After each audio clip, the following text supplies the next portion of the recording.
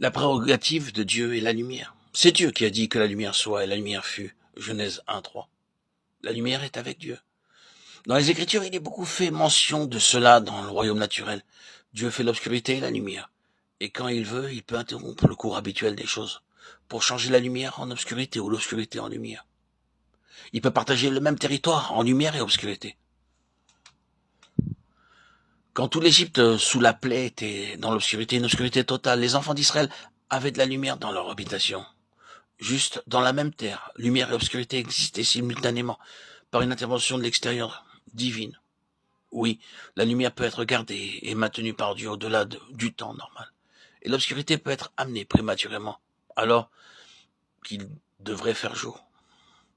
Il y a beaucoup à ce sujet dans l'Ancien Testament et c'est reporté dans le Nouveau Testament. Il y eut des ténèbres sur la surface de la terre jusqu'à la 9e heure, quand le Fils de Dieu fut crucifié. Mettez dehors le Fils de Dieu et vous éteignez la lumière de Dieu.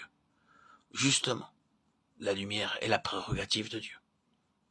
Ce qui est illustré à travers la manière d'agir de Dieu dans la nature, c'est la grande vérité de la lumière spirituelle. La lumière spirituelle est la prérogative de Dieu. Il peut à tout moment apporter la lumière dans les ténèbres. Il n'a pas à attendre le cours des choses. Et il peut exclure la lumière à un moment donné. C'est dans son pouvoir de le faire. Changer les ténèbres en lumière est un miracle dans le monde spirituel. Et c'est une intervention de l'extérieur. C'est aussi une intervention divine de jugement quand la lumière qui est en nous devient ténèbres. Tout cela appartient à Dieu. Donc, cette prérogative de Dieu, à savoir la lumière, est aussi conférée à Jésus-Christ, son Fils, et entièrement liée à Dieu. Je suis la lumière du monde. Jean 9:5.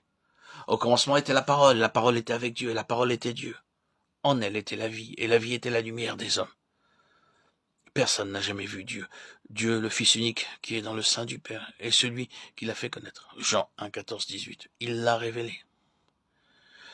C'est la gloire de Christ de pouvoir à tout moment faire éruption dans notre obscurité.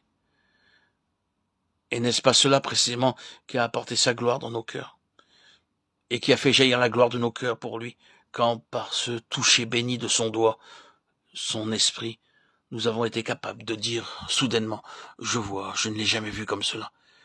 Quel est alors le désir spontané de nos cœurs? C'est de l'adorer. Revenons, pour exemple, à cet homme né aveugle, à qui le Seigneur a donné la vue, et il lui a finalement posé la question, crois-tu au Fils de Dieu? Il répondit, et qui est-il, Seigneur, afin que je croie en lui? Tu l'as vu, lui dit Jésus, et celui qui te parle, c'est lui. Et il dit, je crois, Seigneur, et il l'adora. Jean 9:35-38. Pourquoi adora-t-il? Parce que le Fils de Dieu était pour lui une seule chose, avec avoir la vue. Les deux choses allaient ensemble. Avoir la vue était lié à celui qui, lui ayant donné la vue, ne pouvait être autre que le Fils de Dieu. C'est ce que le Seigneur a signifié en ayant inclus cet incident dans cet évangile, dont le but entier est de témoigner que Jésus est le Fils de Dieu, la lumière du monde. Vous savez comment Jean conclut son évangile? Jésus a fait beaucoup d'autres choses. Si on les écrivait en détail, je ne pense pas que le monde même pourrait contenir les livres qu'on écrirait. Jean 21:25. Mais ces choses ont été écrites afin que vous croyiez que Jésus est le Christ, le Fils de Dieu, et qu'en croyant vous ayez la vie en son nom. Jean 20:31. C'est l'objet de ce livre.